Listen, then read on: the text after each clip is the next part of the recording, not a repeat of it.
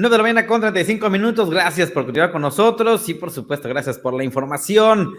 Agradezco que esté con nosotros, como cada jueves, ya sabe, en los jueves financieros, el contador Rolando Silva Briceño. Él es integrante de la Comisión Técnica de Seguridad Social del Colegio de Contadores Públicos de México.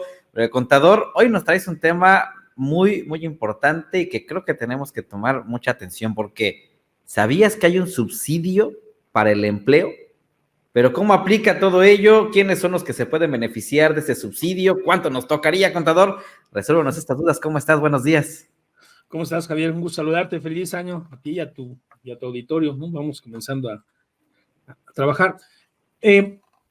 Pues yo creo que sí, es una buena noticia, un buen tip, pero desafortunadamente queda obsoleto en este momento. Desde el 2013, con el ánimo de mejorar las finanzas de quienes pues menos ganaban, se generó un subsidio, tal cual, dinero, ¿no? Dinero en efectivo, que el gobierno, a través del cálculo de los impuestos que hace nuestro patrón, nos entregaba, ya sea que nuestro impuesto diera, no sé, te doy un número al azar, 200 pesos, podríamos tener un subsidio probablemente de 150, terminamos en lugar de pagar 200 pesos, 50 pesos de impuesto. Esto podría hacer incluso que tuviéramos un subsidio mayor y que se nos devolviera en efectivo a través del depósito que se nos hace de nuestro pago.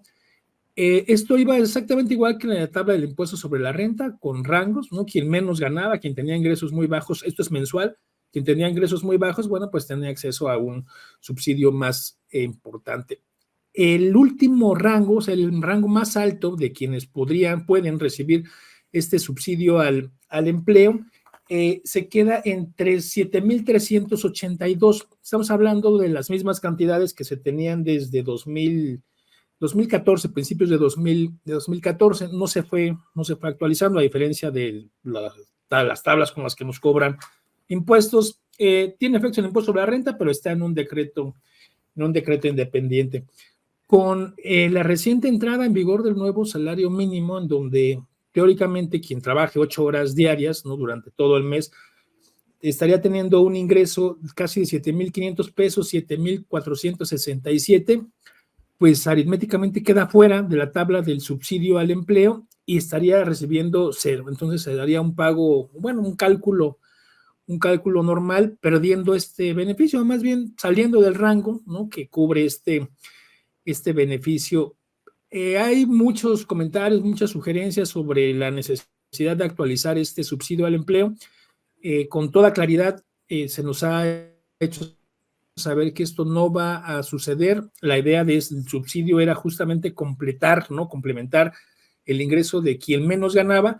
Ahora que se ha incrementado de una manera pues histórica, ¿no? Y creo que ahí no hay duda, el salario mínimo, bueno, pues se supone que cualquier persona que tenga un trabajo en la formalidad debería ya estar en condiciones de pues acatar, ¿no?, la responsabilidad de contribuir al gasto público de manera plena, sin perder de vista, Javier, que aún el día de hoy quien recibe un salario mínimo exclusivamente en el mes no es sujeto de retención. Cuando tenemos trabajadores que tienen un salario mínimo exclusivamente durante el mes, no podemos hacer la retención, y entonces al no caer estos en la obligación de presentar declaración, se queda de alguna manera como exento, ¿no?, sin que se especifique de esta forma en la ley. Entonces, sí es una herramienta de los pocos incentivos fiscales que quedan, pero prácticamente en desuso. Sería raro el caso en donde pudiéramos obtenerlo.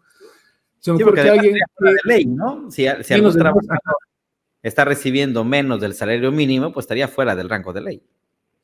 Será fuera del rango de ley, excepto por casos que se dan, y a lo mejor se dan en la industria turística.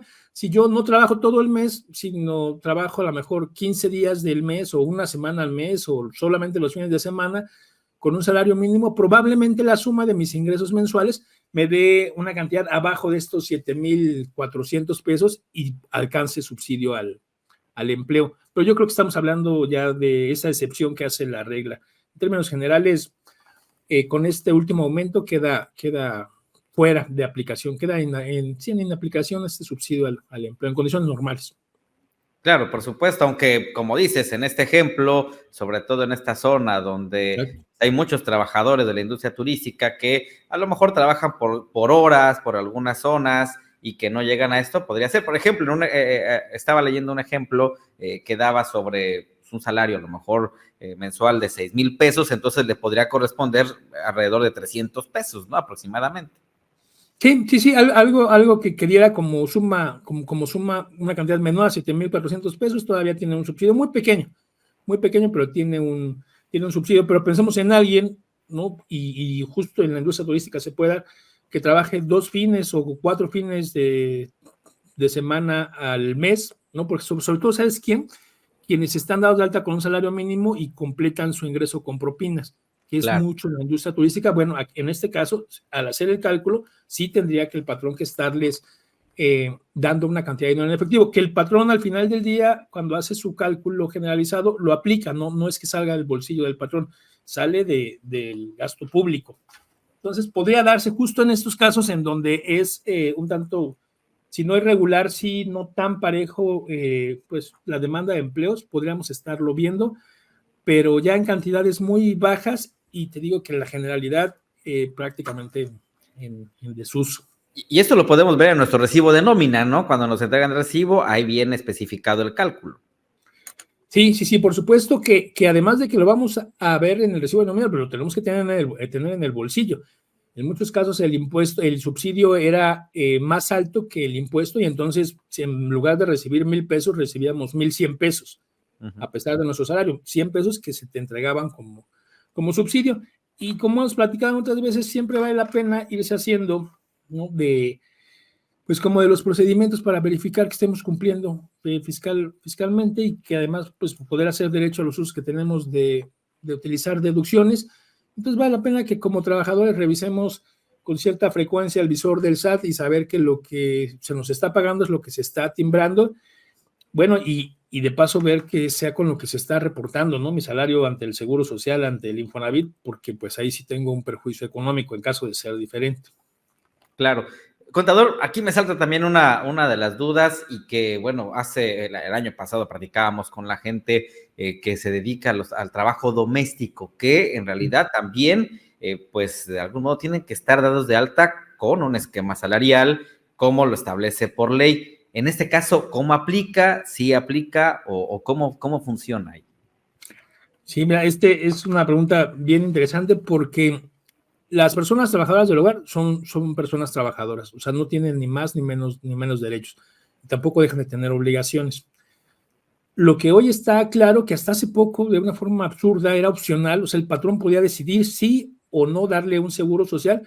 Hoy está claro en la ley que es obligatorio, y hay programas pilotos que facilitan mucho administrativamente el dar de alta a las personas que nos ayudan en casa, y este pago que hacemos, que es prácticamente el que se haría por cualquier trabajador, tiene toda la cobertura de los seguros. Entonces aquí, incluso por un riesgo, no por disminuir, por mitigar un riesgo, vale la pena hacerlo, y además porque es su derecho, ¿no? Por humanidad. Claro. Sin embargo, en la parte que tiene que ver con los impuestos, el salario de estas personas no está exento, o sea, la ley bajo ninguna circunstancia lo menciona como exento. Pero cuando tiene la figura de patrón, y pensemos en una generalidad, ¿no? Sin que esto sea una asignación de rol por género, pensemos en los casos tradicionales, pues va a ser una ama de casa quien tenga la figura de patrón, y quien, pues en el mejor de los casos, está como sueldos y salarios. No tiene la obligación fiscal de hacer retenciones, o sea, no tiene la obligación fiscal de hacer retenciones, y entonces no tiene sentido que haga el cálculo, porque si yo hiciera esa retención, pues la tendría que estar afectando contra mi resultado fiscal, y entonces me habilitarías a mí, que no soy prácticamente un contribuyente, para tener deducciones, y generaría un gasto fiscal. Y esto claro que no va a suceder. Imagínate que yo pudiera de mi salario reducir el que le pago a alguien que me ayude en casa, aunque es un gasto necesario, o sea, claro, ya quedó hace mucho lejos de ser un lujo, que lo pudiera deducir y entonces terminar reportando un impuesto menor.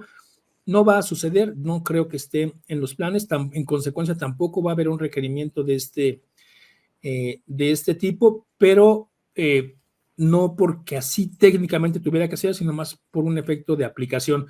Lo que es un hecho, sin que aún haya multas, sin que aún pues se hayan ejercido multas, es la obligación de incorporar a estas personas al seguro social. Así es que es parte también de lo que marca por ley. Contador, como siempre, muchas gracias por darnos esos tips, esta recomendación y sobre todo por temas de interés seguramente para todos. Muchas gracias, que tengas excelente año y bueno, estaremos, no te molestes seguidamente.